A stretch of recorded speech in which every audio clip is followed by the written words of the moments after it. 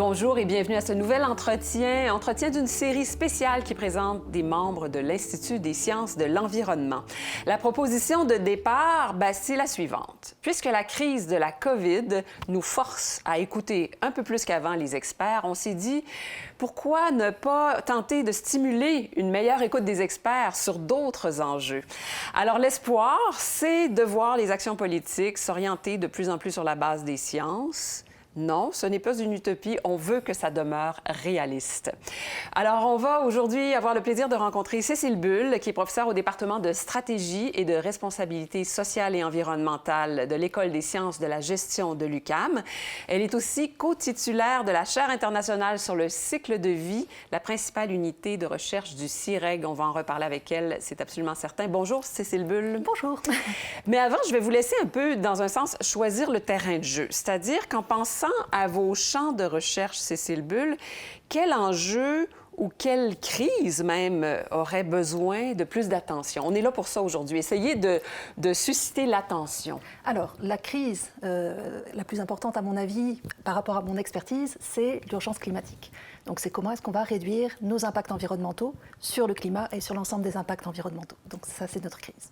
Bon, sauf que quand je regarde vos actions concrètes, vos champs de recherche, vous n'êtes pas une spécialiste du climat. Je ne suis pas une spécialiste du climat, je suis une experte en analyse du cycle de vie et en consommation responsable. Donc, la crise que l'on va gérer, c'est l'urgence climatique, mais via un outil qui est la consommation, une consommation plus responsable. Donc, comment est-ce qu'on va orienter nos modes de consommation, ce qui implique aussi une modification de nos modes de production pour réduire notre empreinte environnementale. D'accord, mais l'empreinte environnementale, c'est pas que les GES. Il y a aussi les ressources. Il y a aussi l'épuisement des ressources, l'utilisation de l'eau, d'autres impacts sur la santé humaine. Par exemple, on peut penser aux particules fines qui vont avoir des effets respiratoires. On peut penser aux pluies acides et ainsi de suite. Donc, comment est-ce qu'on regarde l'ensemble de l'image et comment est-ce qu'on regarde non seulement ce qui va sortir des cheminées d'une usine, par exemple, ou du pot d'échappement d'une voiture, mais comment est-ce qu'on va aller regarder aussi tout ce qui se passe en arrière-plan, sur le cycle de vie des produits que l'on consomme. J'aime bien représenter ça un peu comme la pointe de l'iceberg. Souvent, on a sous les yeux certains impacts environnementaux qui attirent beaucoup d'attention, mais on oublie énormément de choses qui sont en arrière-plan, qui sont dans toute la chaîne d'approvisionnement des produits que l'on consomme, qui sont à la fin de vie de ces produits-là. Donc, moi, l'approche que j'utilise et que je développe avec mon équipe de recherche, c'est l'analyse du cycle de vie, dont la vocation est justement de regarder l'ensemble du cycle de vie des produits, des procédés ou des services, et d'être le plus exhaustif possible dans les impacts environnementaux que l'on va regarder. Bon, et s'il y a une courbe, encore une fois, gardons l'image de cette pandémie, s'il y a une courbe à aplanir, qu'est-ce que ce serait? Ce serait la courbe de la surconsommation qui entraîne nos impacts environnementaux. Donc, ce serait une courbe qui permettrait de répondre à l'ensemble de nos besoins, qui est une capacité que l'on veut respecter, enfin un besoin que l'on veut respecter en respectant la capacité de la planète par rapport à toutes sortes d'enjeux environnementaux, toutes sortes de limites par rapport au changement climatique, par rapport à toutes sortes d'autres conséquences sur les cycles des nutriments, sur d'autres enjeux environnementaux, l'utilisation des terres, l'utilisation de l'eau. Donc on a un budget limité d'espace en termes d'impact environnemental que l'on est en train de dépasser. On vit à crédit par rapport aux limites de la planète et l'idée d'aplanir la courbe, ce serait de respecter ces limites de la planète avec des modes de consommation qui nous permettent de répondre à nos besoins et de vivre. Et si on poussait le juge jusqu'à vous demander une analogie avec le système hospitalier, vous pourriez fournir ça comment? C'est un petit peu comme si on était en train de dépasser la capacité des hôpitaux. Si la capacité des hôpitaux était les limites de la planète, on est en train d'avoir plus d'impact que ce que la capacité de la planète nous permet d'avoir. On est en train de dépasser des seuils qui vont entraîner des conséquences irréversibles sur l'environnement. Bon. Alors maintenant, à partir de là, à partir de là, on fait quoi? C'est-à-dire, qu'est-ce que c'est qui va le plus contribuer à freiner la surconsommation? Parce que ça semble quelque chose de tellement de l'ordre du social plus que du scientifique. Comment est-ce qu'on va essayer d'agir? Je pense que le cœur de l'action, c'est l'information. Je pense que tant qu'on n'a pas une information éclairée, tant qu'on n'a pas un diagnostic, c'est très difficile d'aller avoir une action qui soit pertinente. Si on revient encore à notre parallèle, tant qu'on ne sait pas quel est le diagnostic, quel est le problème, on peut trouver des solutions qui vont être à côté du problème. On va trouver des solutions à des problèmes qui n'existent pas. Donc la première chose, c'est d'avoir une information sur quels sont les vrais enjeux. Qu'est-ce qui compte vraiment? est-ce qu'on peut quantifier les impacts environnementaux? Si je prends le cycle de vie d'un objet, où vont être les actions les plus pertinentes? Est-ce que ça va être de réduire la consommation d'énergie de ce produit-là? Est-ce que ça va être d'avoir des produits plus renouvelables? Est-ce que ça va être d'avoir des produits... Donc, selon les produits, quand on aura identifié le problème, on sera capable de trouver des solutions pertinentes. Alors, on va prendre le temps, Cécile Bull, de se faire un petit cycle de vie 101. Qu'est-ce que c'est? Oui. Parce qu'on ne parle pas qu'à des experts aujourd'hui. C'est ce qu'on souhaite, en tout cas. Comment décrire ce qu'est le cycle de vie et surtout ce qu'est l'analyse du cycle de vie? Mais je peux prendre l'exemple de ce verre-là. Par exemple, pour la fonction de boire pendant cette émission, j'aurai le choix entre prendre un verre en verre réutilisable et utiliser une tasse en carton, par exemple, que je pourrais jeter à la fin de l'émission. Donc, si je veux savoir quelle est l'option préférable pour l'environnement, je vais avoir besoin de me poser la question, comment est-ce qu'on l'a fabriqué? Donc, d'où est-ce qu'il vient? Il a fallu extraire du sable pour avoir de la silice, il a fallu transformer tout ça, utiliser de l'énergie, des transports, et ça va avoir une fin de vie. Et je vais le réutiliser un certain nombre de fois. À côté, si j'avais un verre en carton, il aurait fallu utiliser de la foresterie, de la machinerie pour extraire le bois, le transporter, le transformer en papier et ainsi de suite, pour avoir mon verre en carton que je réutiliserai juste une fois. Donc là, on va comparer par rapport au service de boire pendant une émission. Quelles sont toutes les émissions qui ont eu lieu sur tout ce cycle de vie? Donc, les émissions de CO2 lors de l'extraction du sable, les émissions de l'utilisation des terres pour la foresterie, tous ces éléments-là. Et on va aller quantifier quelles sont les conséquences environnementales de toutes ces émissions et de toutes ces ressources utilisées par rapport à ce qu'on appelle des sujets à protéger, des aires de protection. Ah, voilà. La santé humaine, la qualité des écosystèmes. Donc, on va aller regarder quelles sont les conséquences sur ces aires de protection via différentes voies d'impact, le changement climatique, l'utilisation de l'eau et ainsi de suite, qui vont tous avoir des conséquences sur ce que l'on veut protéger, qui est la vie humaine, la vie des écosystèmes. Mais est-ce que le cycle de vie, en bout de ligne, on arrive à un chiffre, on exprime tout ça dans un pointage unique ou c'est par paramètre, on va donner, un objet va avoir une plus ou moins bonne cote selon ce qu'il va avoir coté dans différents paramètres? Alors, ça dépend. En fait, on peut avoir une grille très détaillée qui va nous dire les impacts sur le changement climatique, sur l'utilisation de l'eau, sur l'utilisation des terres, et ainsi de suite. On peut pousser un petit peu plus loin la modélisation. Si je prends le changement climatique, ultimement, le changement climatique va avoir des conséquences sur la santé humaine. Parce que, par exemple, on va avoir une augmentation des maladies transmises par les moustiques, la malaria et ainsi de suite, qui vont avoir des conséquences sur la santé humaine. On va avoir des épisodes climatiques extrêmes qui vont avoir des conséquences sur la santé humaine. Donc on peut modéliser jusqu'au bout et savoir quelles sont les conséquences sur la santé humaine du changement climatique.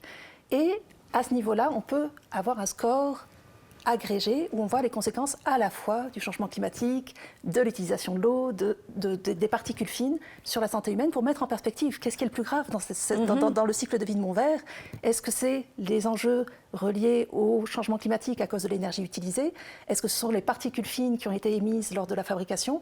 Et ça va me donner des leviers pertinents pour agir parce que je saurai où est le problème pour trouver une solution. Alors, il peut arriver qu'un même objet, votre verre par exemple, soit extrêmement bénéfique dans certains critères, puis beaucoup moins dans d'autres. Exactement. Et c'est le principe de l'analyse de cycle de vie, c'est d'être en mesure de voir les déplacements d'impact. Donc, d'être capable de réaliser si, en trouvant une solution pour un problème, je ne suis pas en train de déplacer les enjeux ailleurs. Et ça, c'est intéressant parce qu'il y a eu des exemples au cours des dernières années.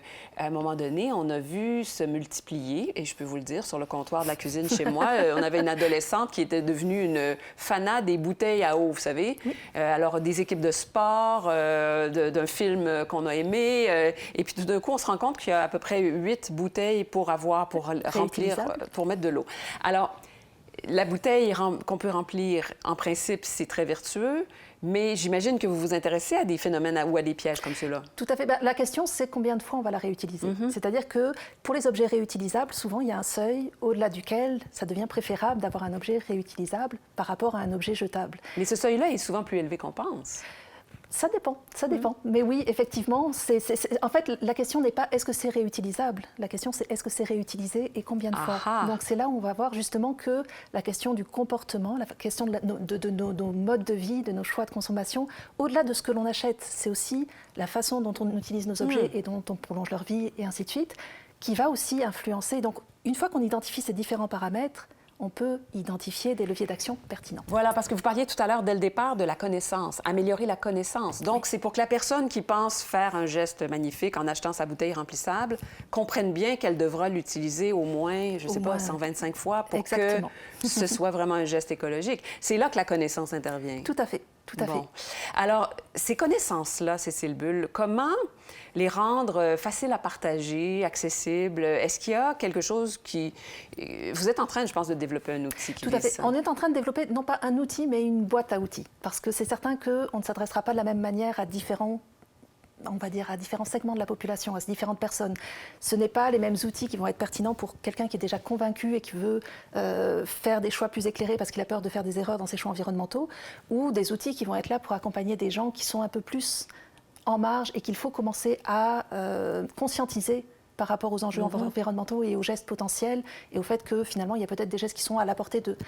Même la personne qui est la moins engagée d'un point de vue environnemental pourra trouver des gestes que j'appelle souvent gagnant-gagnant, qui vont être des gestes qui vont non seulement permettre de réduire les impacts environnementaux, mais souvent permettre d'avoir d'autres avantages, de vivre mieux, d'économiser de l'argent et ainsi de suite. Donc il y a différents leviers au-delà des impacts environnementaux.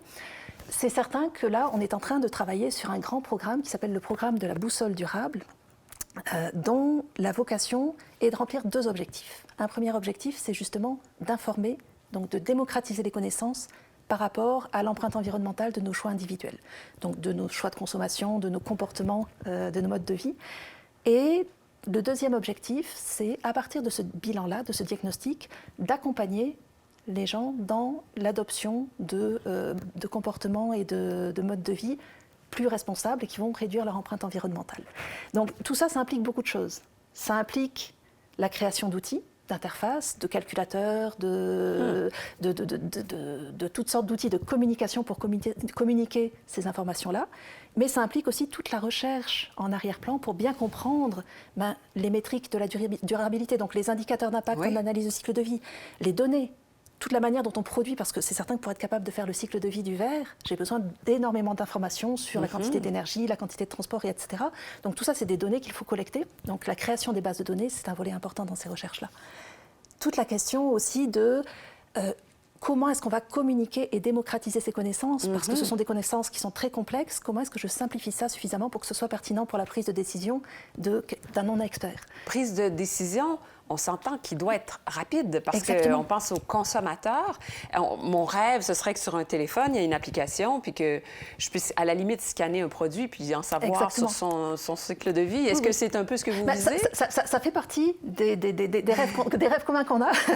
Mais effectivement, le fait d'aller vers des applications qui vont permettre de cerner l'empreinte environnementale et de la manière la plus automatique possible. Donc il y a toute une question aussi d'intelligence artificielle, de comment est-ce qu'on va automatiser la collecte de données, inférer des données manquantes, donc générer des données qui nous manquent pour être capable de combler les trous quand on n'a pas les informations avec des statistiques, avec des données massives.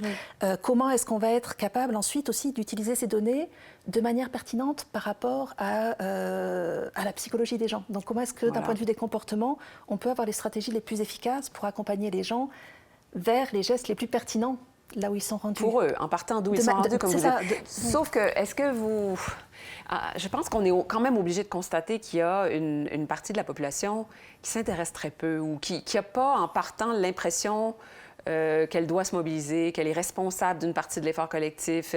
À ce moment-là, est-ce que les outils, comme ceux que vous développez avec la boussole, pourraient être utilisés littéralement pour établir des normes? C'est-à-dire pour dire, bien, des produits qui cotent pas mieux que tel seuil, on n'aura plus le droit, on ne les importera plus. Mais avant de parler de réglementation sur interdire des produits ou autoriser des produits, je pense qu'avoir une réglementation sur l'information, avoir une obligation de transparence. Mais encore là, ça implique que les gens sont curieux, qui veulent aller la chercher, cette information-là. Oui, moi j'aime bien l'image de l'étiquette nutritionnelle. Tout le monde ne l'utilise pas, mais elle est disponible pour tous ceux qui veulent y avoir accès. Moi, je vois l'analyse de cycle de vie un petit peu comme une étiquette nutritionnelle environnementale, et puis dans laquelle on peut même envisager d'avoir un budget quotidien acceptable. Donc si on me dit, ce verre-là, ça représente 3% de mon budget de la semaine, en termes d'impact environnemental, je suis capable de prendre une décision en me disant est-ce que ça vaut vraiment la peine ou comment est-ce que je vais gérer ce budget d'impact personnels pour ne pas dépasser les limites de la planète.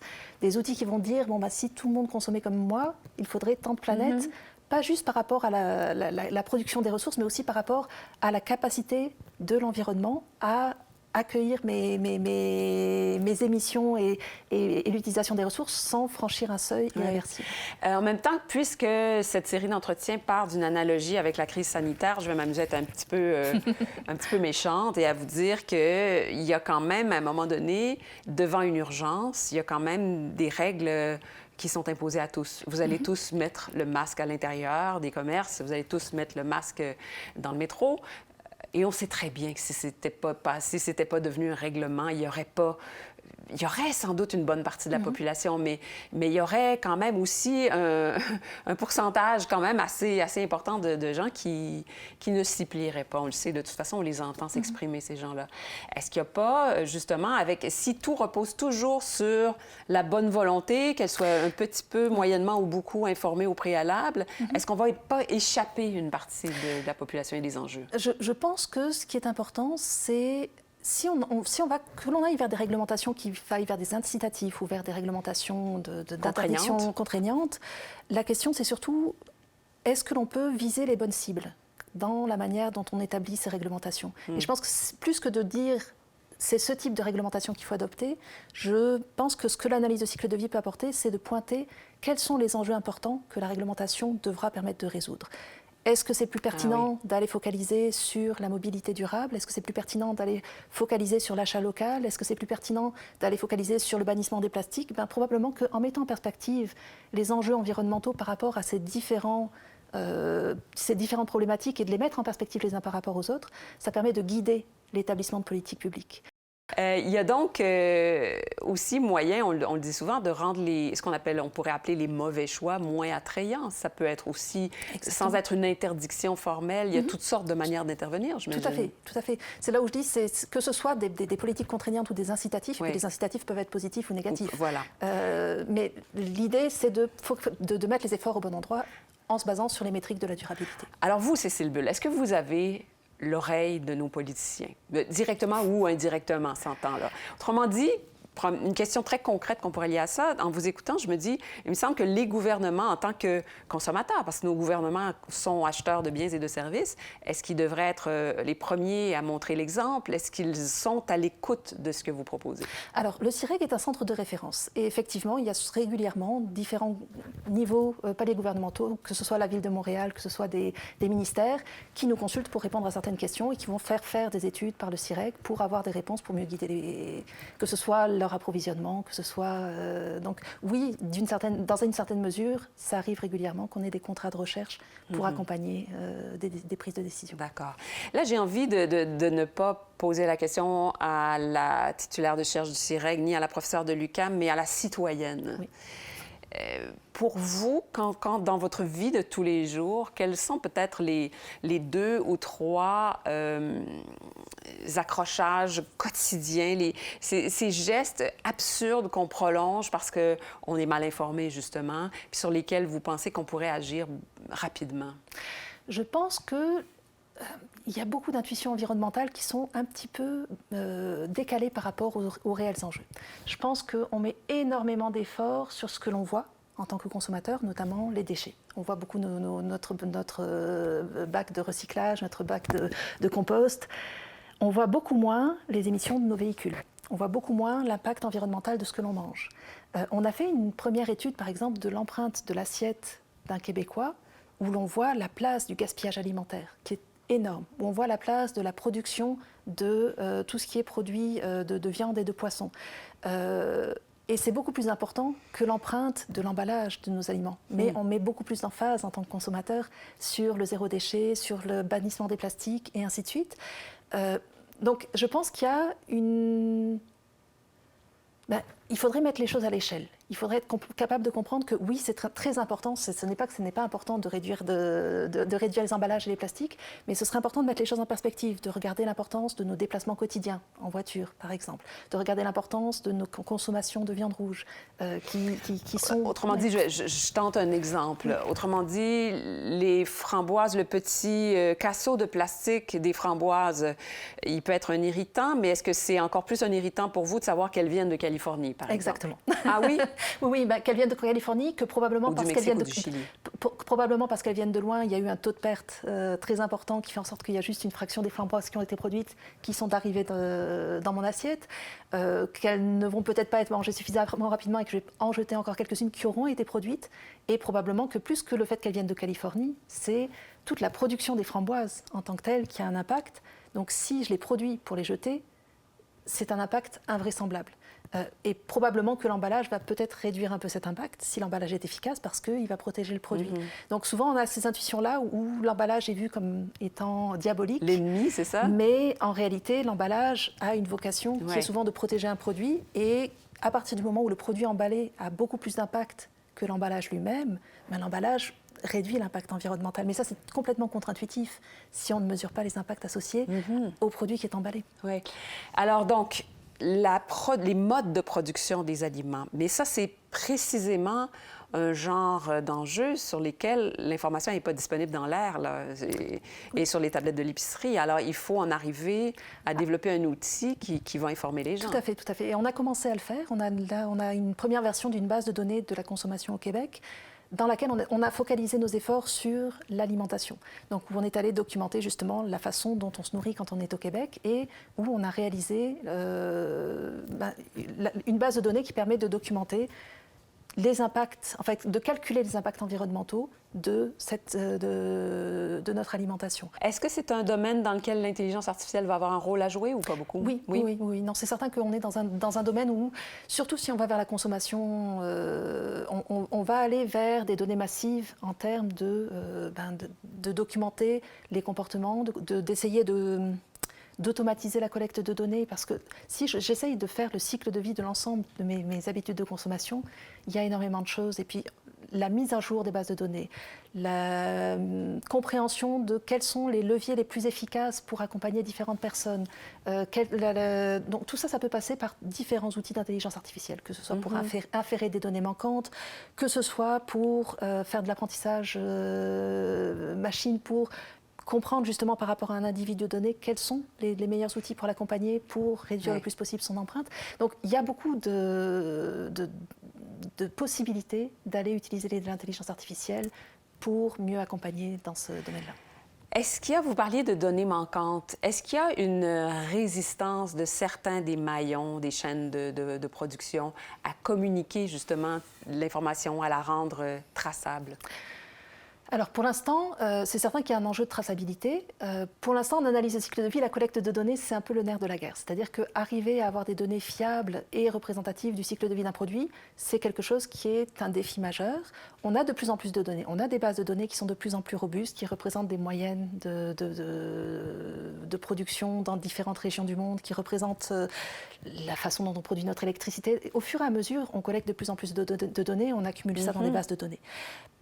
Par contre, c'est certain que ça, c'est vrai principalement pour la façon dont on produit l'énergie, dont on produit les matériaux primaires et secondaires, mais pas les produits finis qu'on va retrouver sur l'épicerie, sur la tablette de l'épicerie. Là, il y a encore tout un pas énorme à aller franchir pour avoir des données qui vont me permettre de différencier ce verre-ci du verre concurrent qui sera fabriqué avec la même matière, mais peut-être pas avec exactement les mêmes procédés, peut-être pas exactement avec les mêmes modes d'approvisionnement et ainsi de suite. Donc, pour arriver à on a encore un chemin énorme à faire pour arriver à quelque chose de relativement fin.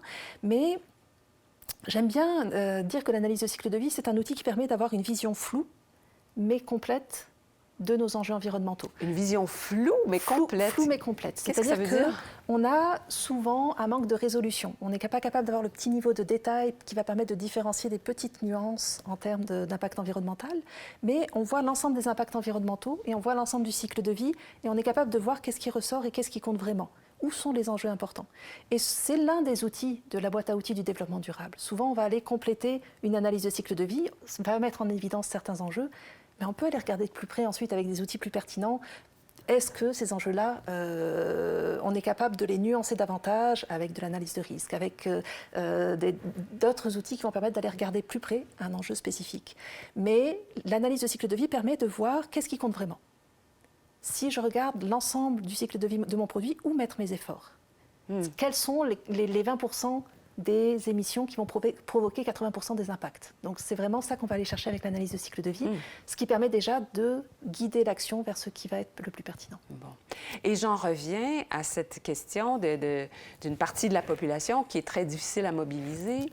Est-ce que dans votre travail, que ce soit au CIREG, très près du cycle de vie ou à l'École des sciences de la gestion, est-ce qu'il y a une approche, en quelque sorte, de psychologie sociale? Est-ce qu'on essaie de tenir compte de ça et de voir comment on peut mobiliser les gens? Alors, en ce moment-là, je suis en train de monter une future chaire sur la consommation responsable. Et puis, l'idée, c'est d'impliquer, justement, d'avoir une approche très interdisciplinaire et d'impliquer, justement, parce qu'on a besoin d'avoir différentes disciplines autour de la table pour accompagner les citoyens, d'aller chercher des gens en communication, d'aller chercher des gens en psychologie comportementale, en intelligence artificielle, et bien entendu des experts en analyse de cycle de vie, des experts en éthique des données, parce que c'est certain qu'on va générer beaucoup de données personnelles qu'il va falloir gérer de façon éthique pour que les gens préservent leurs données personnelles sans les divulguer et ainsi de suite. Donc toutes ces questions-là, ça implique d'avoir une équipe qui est très interdisciplinaire, qui va travailler ensemble avec cet objectif d'informer les citoyens et de les accompagner dans la transition durable. Mais je vais encore, vous allez peut-être avoir l'impression que j'insiste, Cécile Bull, mais je vais encore revenir à, pas nécessairement à ceux qui font preuve d'aucune bonne volonté, mais aussi à la vie qui fait que des fois tout va vite, puis qu'on doit, surtout en temps de pandémie, se procurer un produit très rapidement avec un masque sur le visage, qu'on est des consommateurs peut-être un petit peu moins disponibles, un petit peu moins, on fait plus de compromis, on va plus vite des fois. Est-ce qu'il y a quand même, à un certain point, il y a une responsabilité qui devrait incomber à des instances réglementaires pour que vos travaux servent aussi justement à bannir des produits? Il y a carrément des produits qui sont, qui sont à peu près négatifs sur toute la ligne. Comme on l'a fait par exemple avec les pailles de plastique. C'est bien peu de choses, les pailles de plastique, là. Vous pourriez me dire... À côté d'autres enjeux environnementaux, c'est probablement pas la priorité. Mais oui, effectivement. Mais encore une fois, je ne me sens pas du tout légitime pour dire c'est de cette manière-là qu'il faut légiférer ou non. Mais par contre, je me sens tout à fait légitime pour dire c'est ça qui compte vraiment et c'est là-dessus qu'il faut mettre des efforts. Donc tout ce qui est... Et puis, pas seulement, en fait, ce qui est important aussi, c'est de réfléchir, pas seulement en termes de quelles sont les émissions à l'échelle du pays, parce que là, on voit souvent qu'on prend des décisions sur la base de nos bilans de gaz à effet de serre à l'échelle nationale, mais en tenant compte aussi de ce que l'on importe et de ce que l'on exporte. Donc ça, c'est quelque chose qui n'apparaît pas dans les politiques publiques pour l'instant. Pour l'instant, on tient compte uniquement du portrait des émissions sur le territoire et on occulte complètement ce qui se passe ailleurs, mais dont on est responsable quand même au Québec. Si je prends l'exemple de tous les produits que l'on va importer, qui vont être produits par exemple en Chine, aux États-Unis, avec des mix énergétiques à base de charbon, ce que l'on est en train de faire, c'est qu'on est en train d'exporter nos émissions de gaz à effet de serre ailleurs par nos modes de consommation. Mais votre boussole en tient compte de ça. Et la boussole permet d'en tenir compte de ça. Mais justement, à partir du moment où on a ces informations-là, peut-être qu'effectivement, la bonne solution, ça sera de réglementer les imports par rapport à l'empreinte carbone, ou juste de donner l'information. Déjà, c'est un incitatif à la réglementation. À partir du moment où il y a l'information, je suis convaincue que les gens prennent une décision complètement différente. Vous êtes une optimiste. Je suis une optimiste absolument indécrottable. Et alors, je pose la question à l'optimiste. Quand est-ce que j'aurai dans mon téléphone une application pour scanner les produits? Alors, je dirais ça dépend. La réponse que de tout expert en analyse de cycle de vie, en fait, ça dépend de beaucoup de choses. On est en train de travailler, en fait, assez rapidement, on devrait avoir des applications qui vont permettre d'avoir quelque chose de relativement flou, mais pertinent. Donc, qui va permettre d'avoir une information sur l'empreinte de l'alimentation, par exemple, sur la base de ce que l'on a déjà. On est en train de travailler et on espère d'ici un horizon temporel de 2 ans avoir toutes les interfaces pour être capable d'opérationnaliser la base de données avec des interfaces de calcul, avec des calculateurs web, pour être capable d'avoir une empreinte individualisée sur nos modes d'alimentation. Maintenant... Pardon, mais un calculateur qui serait accessible à tout le monde. Oui, là. exactement, exactement. Après, si on veut avoir quelque chose d'exhaustif qui permet d'avoir l'empreinte de l'ensemble de notre consommation, de scanner un produit et d'avoir son empreinte environnementale, là, on parle d'un horizon temporel à un peu plus long terme. Mais moi, il me semble qu'un horizon de 5 ans, pour avoir quelque chose de robuste, si on réussit à trouver les financements pour monter l'équipe pour avoir ça, c'est tout à fait réaliste. Oui. Alors, à la vitesse à laquelle on a réussi à faire un vaccin, ce qu'on n'avait jamais fait. Exactement. On peut se dire que la notion ou la sensation d'urgence est tout un carburant. Est-ce qu'il y a cette sensation d'urgence, est-ce qu'elle commence à être là, de la part des bailleurs de fonds, de ceux avec qui vous travaillez? Je pense qu'il y a vraiment un virage qui se fait en ce moment. Je vois que la décarbonisation est de plus en plus à l'ordre du jour, que ce soit au niveau des gouvernements, que ce soit au niveau des entreprises. Je pense que les citoyens sont de plus en plus aussi concernés. Donc, encore une fois, je suis peut-être très optimiste, mais je pense qu'il y a un virage qui est en train de se faire et j'ai l'espoir que le fait qu'on ait arrêté complètement tout pour la pandémie va nous donner l'occasion aussi de réaliser que c'est possible de changer. C'est pas irréaliste. Jusqu'ici, on nous disait mais c'est pas possible d'arrêter l'économie, c'est pas possible d'arrêter. On est lancé. Moi, j'ai l'espoir que là, on s'est arrêté et que c'est une occasion de dire mais on va repartir, mais on va repartir sur de bonnes bases. Et je pense qu'on a une opportunité de le faire. Et si on avait l'opportunité en ce moment de cibler dans nos vies concrètes un champ sur lequel on doit être de plus en plus vigilant, est-ce que vous reviendriez, comme tout à l'heure, au gaspillage alimentaire? Est-ce que c'est la première chose? La première chose, c'est la mobilité, je pense. La mobilité. En fait, quand on regarde l'empreinte, on a fait l'empreinte du Québécois moyen. En fait, on a 80% de l'empreinte d'un citoyen, c'est représenté par la mobilité, l'alimentation, les logements, en fait, ce qui se passe à la maison, les vêtements, ça j'ai été étonnée. Tout ça réuni, tout ça combiné donne 80%? Tout ça combiné, et les voyages qu'on fait. Donc ces 5 éléments-là, ça représente 80% de notre empreinte environnementale. Donc on priorise la collecte de données sur ces éléments-là. Donc numéro 1, c'est nos déplacements quotidiens, c'est l'utilisation de notre voiture. Numéro 2, notre alimentation. Donc si on peut prioriser, effectivement, et dans l'alimentation, ce qui est le plus simple à aller chercher, c'est le gaspillage alimentaire, voilà. Le fameux gaspillage alimentaire qui représente une part importante de notre empreinte. Dans les déplacements quotidiens, c'est le déplacement en automobile. Donc, on arrive déjà à identifier des cibles évidentes pour réduire notre impact avant même d'aller créer le moindre outil. Mais ensuite, c'est comment est-ce qu'on va raffiner tout ça? C'est là où on va aller apporter des outils plus éclairés pour la suite. Vous avez de quoi vous tenir occupé pendant quelques années? Je pense que oui. Merci beaucoup, Cécile Bull. C'était un plaisir de m'entretenir avec vous. Elle est professeure au département de stratégie et de responsabilité sociale et environnementale à l'École des sciences de la gestion de l'UQAM. Et merci à l'Institut des sciences de l'environnement qui a eu l'idée de cette série d'entretiens. On va tenter d'aplanir d'autres courbes bientôt.